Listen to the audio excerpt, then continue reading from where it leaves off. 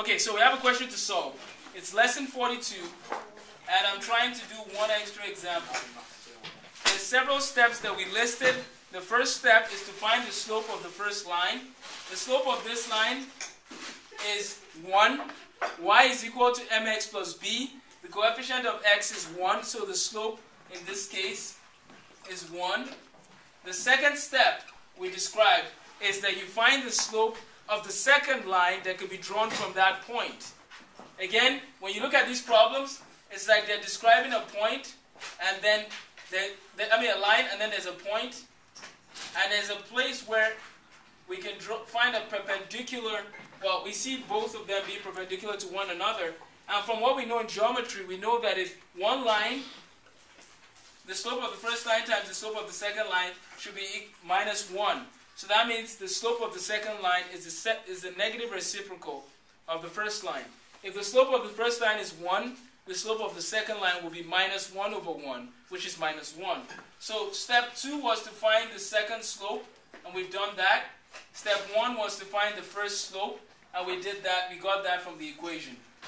Now that we have the second slope, what we're trying to do is we want to find the equation of the second line that we're going to be dealing with. This line we can call B, right? And all we do is we take the slope of the second line, and we take the points that we provided for that point, and we write it in point slope form. Point slope form now would simply be y minus y1 is equal to m into x minus x1. And so the slope of the second line is minus 1. X minus the x value we're given is 4. And then we have, and again, this graph has nothing to do with the problem as much as it's just to show you what the kind of a visual for what we're trying to do. And then y minus 4 is equal to that. So again, the first step, you find the slope of the first line, and the slope of the first line is 1. The second step, you find the slope of the second line, which is perpendicular to the first line, and that will be the negative reciprocal of the first line, the negative reciprocal of the slope of the first line, and that's minus 1. The third step is to use the point slope form to find the equation of the second line, and that's what we're doing at this point.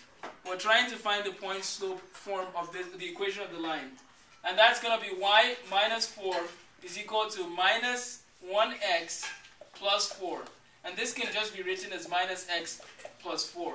So y minus 4 is equal to minus x plus 4. Now the next thing we want to do is to change it to the slope-intercept form, which is simply we add 4 to both sides, and so we get y is equal to minus x plus 8.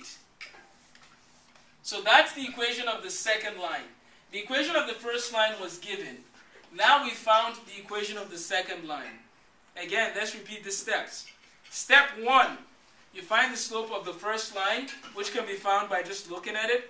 Y is equal to mx plus b. The slope is the coefficient of x.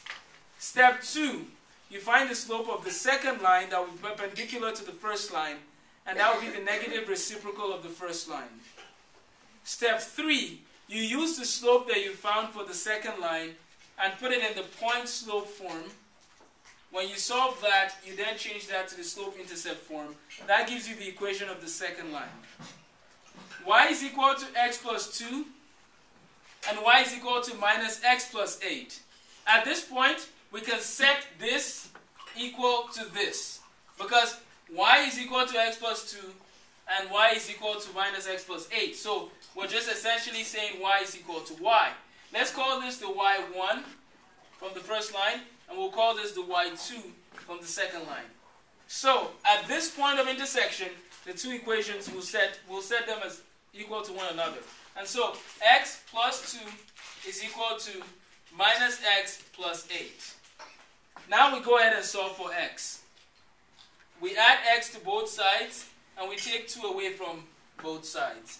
So we have x plus x is equal to 8 minus 2. And so 2x is equal to 6. X will be equal to 3. If x is equal to 3, that means y would have to be equal to 5. Because 3, when we plug our 3 here, we get y is equal to 5. That has given us the point of intersection. The point of intersection right there, essentially, would be 3, 5. That's what we can label it as. That's the point of intersection. And so if the point of intersection is 3, 5, what we're trying to do is we're trying to find the distance from point 4, 4 to 3, 5. So now you have this and you have that. You have the distance formula. And all you do is you just plug in your values, and that's the end. And that tells you the distance from the point to the line. So x2 minus x1, we have 4 minus 3 squared plus, and then we have 4 minus 5 squared. The square root of that. 4 minus 3 is 1, so 1 squared plus 4 minus 5 is minus 1, but then you will square that, so we get minus 1 squared. All we have is the square root of 2, and you can leave your answer as the square root of 2. That is the shortest distance from that point on the line to the point 4, 4, if you want to look at it that way. Again, this is not drawn to scale, but if we were to draw an actual graph for this problem, what we have would be, what we would have would be where we have 4, 4, that's 4, 4, and then our graph was x plus 1, so that means it intersects on the at point 1 on the graph, on the y-axis. So this is 4, 4. The point where this point intersects that, we're looking at a 3, 5. And so the distance from here to here is what we're looking for, and we just found it, and it's the square root of 2. That's the end of the problem.